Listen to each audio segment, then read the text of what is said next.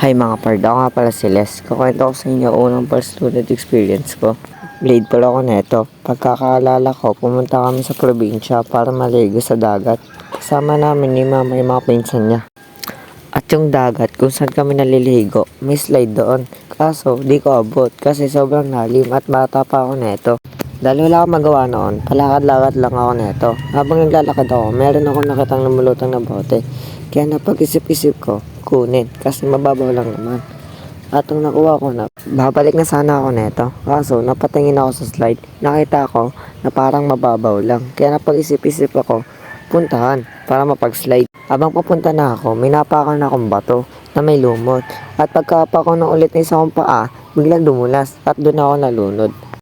Habang nalulunod ako, inangat ko ang aking kamay para makita nila na nalulunod ako. Nakita na nila na nalulunod na ako. Ginawa nila, di nila ako tinulungan. Nataranta sila. Tinawag nila yung mama ko.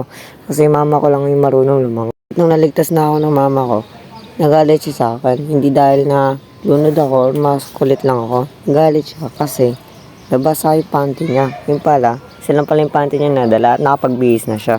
Kaya galit na galit siya sa akin kasi nabasa ulit yung panty niya.